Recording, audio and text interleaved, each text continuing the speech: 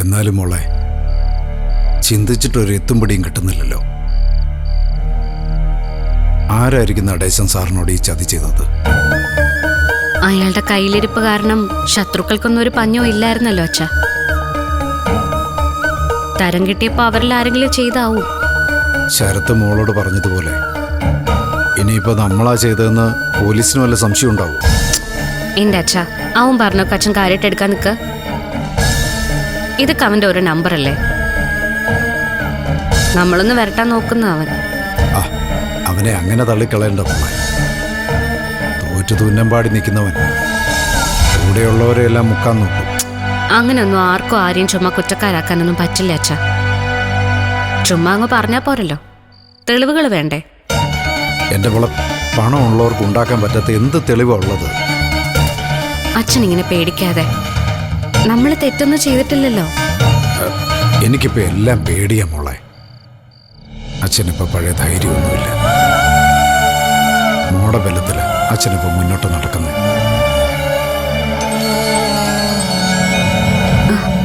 നിരഞ്ജൻ സാറാണല്ലോ അച്ഛ. മോള് ഫോൺ എടുക്ക്. എന്തെങ്കിലും അത്യാവശ്യം കാണും. ഇല്ലെങ്കിൽ ഡോക്ടർ ഈ രാത്രി വിളിക്കത്തില്ല. Hello sir. ദേവിക തിരക്കിലാണോ? ഏയ് തിരക്കിലൊന്നുമല്ല. ഞാനും അച്ഛനും കൂടി ഇവിടെ ഇങ്ങനെ നടേശൻ സാറിന്റെ കാര്യം പറഞ്ഞിരിക്കുകയായിരുന്നു.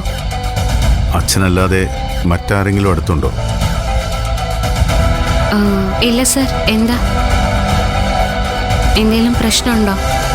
അല്ല, പ്രശ്നമൊന്നുമില്ല ദേവിക. റിട്ടയർഡ് DYSP നടേശന്റെ മരണവുമായി ബന്ധപ്പെട്ട് ഒരു വൈറ്റൽ ഇൻഫർമേഷൻ കിട്ടിയിട്ടുണ്ട്. അതെയോ? എന്താ സർ അത്? പറയാം, പക്ഷേ ഈ വിവരം ഇപ്പൊ സുധിയുടെ അച്ഛനോട് മാത്രം പറഞ്ഞാൽ മതി. മറ്റാരും അറിയരുത്. ഇല്ല സർ, ഞാനും അച്ഛനും അല്ലാതെ വേറെ ആരും കാര്യം അറിയില്ല.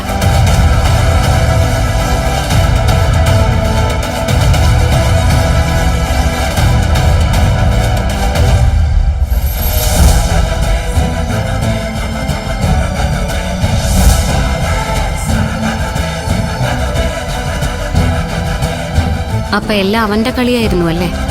അതെ, നമ്മൾ പ്രതീക്ഷിക്കാത്ത രീതിയിൽ അവൻ ഇറങ്ങി കളിച്ചു. ഇതിനൊരു തിരിച്ചടി കൊടുക്കണ്ടേ സർ?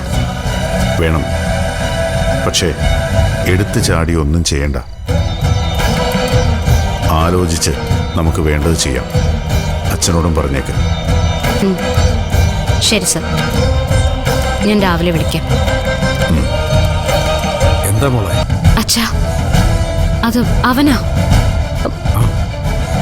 ആ ശരത്ത് അവനാ അച്ഛാ, ചന്ദ്രലേഖയുടെ അച്ഛനെ.